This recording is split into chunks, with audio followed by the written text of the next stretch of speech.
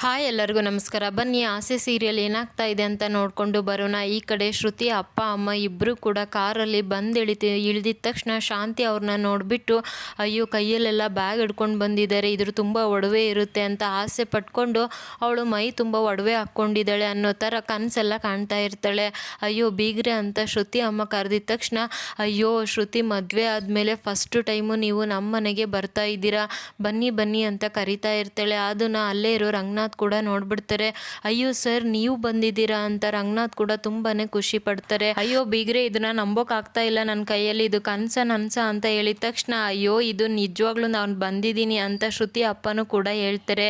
ಸರಿ ಬನ್ನಿ ಅಂತ ಹೇಳ್ಬಿಟ್ಟು ಖುಷಿಯಾಗಿ ಮನೆ ಒಳಗೆ ಕರ್ಕೊಂಡು ಬಂದು ಕೂರಿಸ್ತಾರೆ. ಅವಾಗ ರಂಗನಾಥ್ ಇಷ್ಟು ದಿನ ಮನೆಯಲ್ಲಿ ಏನೇ ಫಂಕ್ಷನ್ ಆದ್ರೂ ಕೂಡ ಶ್ರುತಿ ತಾಯಿ ಒಬ್ಬರೇ ಬಂದು ಹೋಗ್ತಾ ಇದ್ರು, ಇವತ್ತು ನೀವು ಬಂದಿದ್ದೀರಲ್ಲ ತುಂಬಾನೇ ಖುಷಿ ಆಗ್ತಾ ಇದೆ, ಅದರಲ್ಲೂ ಗಂಡ ಹೆಂಡತಿ ಇಬ್ರು ಕೂಡ ಜೊತೆಲಿ ಬಂದಿದ್ದೀರಾ ಅಂದರೆ ಏನೋ ವಿಶೇಷ ಇರುತ್ತೆ ಅಲ್ವಾ ಅಂದಾಗ ಅಯ್ಯೋ ಆ ಥರ ಏನಿಲ್ಲ ಬೀಗ್ರೆ, ಇವಾಗ ಮಳೆಗಾಲ ಬೇರೆ ಅಲ್ವಾ, ಮನೆ ಸೋರ್ತಾ ಇತ್ತು, ಅದಕ್ಕೆ ಸ್ವಲ್ಪ ರಿನೋವೇಷನ್ ಮಾಡಿಸ್ಬೇಕು ಅಂತ ಅಂದ್ಕೊಂಡಿದ್ವಿ, ಸ್ವಲ್ಪ ದಿನ ಹೊರಗಡೆ ಎಲ್ಲಾದರೂ ಇರಬೇಕು ಅಂತ ಹೋಟೆಲ್ ಬುಕ್ ಮಾಡೋಣ ಅಂತ ಹೋದ್ವಿ, ಆದರೆ ಹೋಟೆಲ್ ಬೇಡ ಅಂತ ಹೇಳ್ತಾ ಇರಬೇಕಾದ್ರೆ ಅಯ್ಯೋ ನೀವೇನೋ ತಲೆ ಕೆಡಿಸ್ಕೋಬೇಡಿ, ಇದು ನನ್ನ ಮನೆ, ಇದರಲ್ಲಿ ನೀವು ಎಷ್ಟು ದಿನ ಬೇಕಿದ್ರೂ ಇರ್ಬೋದು, ಬರೀ 3 ದಿನ ಅಲ್ಲ 30 ದಿನ ಬೇಕಿದ್ರೂ ಇರ್ಬೋದು ಅಂತ ಹೇಳ್ತಾ ಇರಬೇಕಾದ್ರೆ ರಂಗನಾಥ್ ಸೈಲೆಂಟ್ ಆಗಿ ಕೂತ್ಬಿಡ್ತಾರೆ.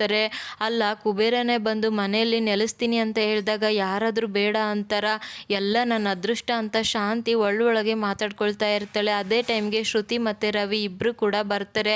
ಅಯ್ಯೋ ಅಪ್ಪ ಅಮ್ಮ ಏನು ಇಬ್ಬರು ಕೂಡ ಸರ್ಪ್ರೈಸ್ ಕೊಟ್ಟಿದ್ದೀರಾ, ನೀವು ಬರೋದು ನನಗೆ ಹೇಳೇ ಇಲ್ಲ ಅಂದಿದ ತಕ್ಷಣ ಅಯ್ಯೋ ಶ್ರುತಿ ನೀನೇ ಸರ್ಪ್ರೈಸ್ ಅಂತ ಹೇಳ್ದೆ ತಾನೇ, ಸರ್ಪ್ರೈಸ್ ಕೊಡೋರು ಯಾರಾದರೂ ಹೇಳಿ ಬರ್ತಾರಾ ಅಂತ ಶಾಂತಿ ಹೇಳ್ತಾಳೆ. ಅದೇ ಟೈಮ್ಗೆ ಸೂರ್ಯ ಮತ್ತು ಮೀನಾ ಇಬ್ಬರು ಕೂಡ ಅಲ್ಲಿಗೆ ಬರ್ತಾರೆ. ಬಂದಿದ ತಕ್ಷಣ ಮೀನಾ ಏನೇ ನೋಡ್ತಾ ಇದೆಯಾ, ಹೋಗಿ ಬೀಗರಿಗೆ ಕಾಫಿ ಇಲ್ಲ ಟೀ ಏನಾದರೂ ಮಾಡ್ಕೊಂಡು ಬಾ ಅಂತ ಹೇಳ್ತಾಳೆ. ಅಯ್ಯೋ ಮೀನಾ ಒಂದು ನಿಮಿಷ ನಿಂತ್ಕೋ, ಬೀಗರು ಫಸ್ಟ್ ಟೈಮ್ ನಮ್ಮ ಮನೆಗೆ ಬಂದಿದ್ದಾರೆ, ನಾನೇ ಅವ್ರಿಗೆ ಏನಾದರೂ ಸ್ಪೆಷಲ್ ಆಗಿ ಮಾಡ್ಕೊಂಡು ಬರ್ತೀನಿ ಅಂತ ಶಾಂತಿ ಅಲ್ಲಿದ್ದ ಹೋಗ್ಬಿಡ್ತಾಳೆ. ಅಲ್ಲ ಸಡನ್ನಾಗಿ ಯಾಕೆ ಈ ಥರ ಮನೆ ರಿನೋವೇಷನ್ ಅಂದಾಗ ಇಲ್ಲ ಬೀಗ್ರೆ ಮನೆ ಸ್ವಲ್ಪ ಹಳೇದಲ್ವಾ, ಮಳೆಗಾಲದಲ್ಲಿ ಸೋರ್ತಾ ಇದೆ, ಅದಕ್ಕೆ ಅದನ್ನೆಲ್ಲ ತೆಗ್ಸ್ಬಿಟ್ಟು ಹೊಸ ಗೋಡೆ ಕಟ್ಟಬೇಕು ಅಂತ ಇದ್ದೀವಿ ಅಂತ ಹೇಳ್ತಾ ಇರಬೇಕಾದ್ರೆ ಸೂರ್ಯ ಅದನ್ನು ಕೇಳಿಸ್ಕೊಂಡು ಸಾಂಗ್ ಹೇಳ್ತಾನೆ. ಅಯ್ಯೋ ಏನೋ ಸಾಂಗ್ ನೆನಪಾಯಿತು ಅದಕ್ಕೆ ಹೇಳ್ದೆ, ಅದನ್ನೆಲ್ಲ ಮನಸ್ಸಿಗೆ ಹಾಕ್ಕೋಬೇಡಿ ಅಂತ ಹೇಳ್ತಾನೆ. ರೋಹಿಣಿ ಬಾ ಇಲ್ಲಿ ಅಂತ ಕರೀತಾನೆ. ಮನೋಜ ಬಂದಿದ ತಕ್ಷಣ ಏನು ಮನೋಜ ಅಂತ ಕೇಳಿದಾಗ ನೋಡಿದ ಅಮ್ಮ ಅವ್ರು ಬಂದಿದ ತಕ್ಷಣ ನಮ್ಮ ಕಡೆ ಗಮನನೇ ಕೊಡ್ತಾ ಇಲ್ಲ, ಏನು ಇವ್ರು ಭಾಳ ಶ್ರೀಮಂತಿಕೆ ಅಂತ ಬರೀ ಅವ್ರಿಗೇನೆ ವ್ಯಾಲ್ಯೂ ತೋರಿಸ್ತಾ ಇದ್ದಾರೆ ಅಂದಿದ ತಕ್ಷಣ ಅಯ್ಯೋ ಮನೋಜ್ ಬಿಟ್ಟಾಕಿ, ನಮ್ಮಪ್ಪ ಮಲೇಷ್ಯಾದಲ್ಲಿರೋದು, ಶ್ರೀಮಂತಿಕೆ ಮುಂದೆ ಇವರೆಲ್ಲ ಏನೂ ಇಲ್ಲ ಮನೋಜ್, ಅವರೆಷ್ಟು ದೊಡ್ಡ ಬಿಸ್ನೆಸ್ ಮ್ಯಾನ್ ಗೊತ್ತಾ ಅಂದಿದ ತಕ್ಷಣ ಸಾಕು ಸುಮ್ಮನೆ ಇರು ರೋಹಿಣಿ, ಯಾವಾಗ ನೋಡಿದ್ರು ಬರೀ ಹೇಳ್ತಾನೆ ಇರ್ತೀಯ, ಒಂದು ದಿನಕ್ಕೂ ನಿಮ್ಮ ಅಪ್ಪ ಬರಲಿಲ್ಲ ಗತ್ತನ್ನ ತೋರಿಸ್ಲಿಲ್ಲ ಅಂತ ಹೇಳಿದ ತಕ್ಷಣ ರೋಹಿಣಿಗಂತೂ ಫುಲ್ ಕೋಪನೇ ಬಂದ್ಬಿಡುತ್ತೆ. ಅದೇ ಟೈಮ್ಗೆ ಈ ಕಡೆ ರಂಗನಾಥ್ ಕೂಡ ನಮ್ಮ ಮೀನಾ ತುಂಬ ಚೆನ್ನಾಗಿ ಅಡುಗೆ ಮಾಡ್ತಾಳೆ, ಅವಳು ಊಟನ ತಿಂದ್ಬಿಟ್ರೆ ನೀವು ತುಂಬಾ ಖುಷಿ ಪಡ್ತೀರಾ ಅಂದಿದ ತಕ್ಷಣ ಅಯ್ಯೋ ಇವಳು ಅಷ್ಟೇ ನಿಮ್ಮ ಮನೆಯಲ್ಲಿ ಊಟ ಮಾಡ್ಕೊಂಡು ಬಂದಾಗೆಲ್ಲ ಹೇಳ್ತಾನೆ ಇರ್ತಾಳೆ, ಅಂತೂ ಇವತ್ತು ಊಟ ಮಾಡ್ತೀನಿ ಅಲ್ವಾ ಗೊತ್ತಾಗುತ್ತೆ ಅಂತ ಹೇಳ್ತಾರೆ. ನೋಡಮ್ಮ ನಿಮ್ಮಪ್ಪ ನಿಮ್ಮಮ್ಮಗೆ ಏನೇನು ಇಷ್ಟ ಅಂತ ಕೇಳು, ಹೋಗಿ ತೊಗೊಂಡು ಬಂದು ಅವ್ರಿಗೆ ಅಡುಗೆ ಮಾಡಿ ಬಡಿಸೋಣ ಅಂದಿದ ತಕ್ಷಣ ಈ ಕಡೆ ಶಾಂತಿ ಕೂಡ ಎಲ್ಲರಿಗೂ ಕಾಫಿ ಮಾಡಿಕೊಂಡು ತೊಗೊಂಡು ಬರ್ತಾಳೆ. ಆದರೆ ಸೂರ್ಯಗೆ ಕೊಡೋದಿಲ್ಲ. ಅದನ್ನು ಮೀನಾ ನೋಡಿಬಿಟ್ಟು ತುಂಬಾ ಬೇಜಾರು ಮಾಡ್ಕೊಂಡು ಬಿಡ್ತಾಳೆ. ಮೀನನೇ ಸೂರ್ಯಗೆ ಕಾಫಿನ ತಂದು ಕೊಡ್ತಾಳೆ. ಇನ್ನು ಈ ಕಡೆ ಹೋಗಮ್ಮ ಶ್ರುತಿ ನಿಮ್ಮಪ್ಪ ನಿಮ್ಮಮ್ಮನ ರೂಮ್ಗೆ ಕರ್ಕೊಂಡು ಹೋಗು, ಅವರು ರೆಸ್ಟ್ ಮಾಡಲಿ ಅಂತ ಹೇಳಿದ ತಕ್ಷಣ ಅವ್ರನ್ನ ಶ್ರುತಿ ಮತ್ತು ರವಿ ಇಬ್ಬರು ಕೂಡ ಕರ್ಕೊಂಡು ಹೋಗ್ತಾರೆ. ಅಪ್ಪ ದೆಹಲಿಯಲ್ಲಿ ತುಂಬ ಚೀಪ್ ಆ್ಯಂಡ್ ಬೆಸ್ಟಾಗಿ ಸಿಗುತ್ತೆ ಅಂತೆ ಗೊತ್ತಾ ಅಂದಿದ ತಕ್ಷಣ ಬಾಯಿ ಮುಚ್ಕೊಂಡು ಸುಮ್ಮನೆ ಇದ್ದರೆ ಸರಿ ಅಂತ ಹೇಳ್ತಾರೆ.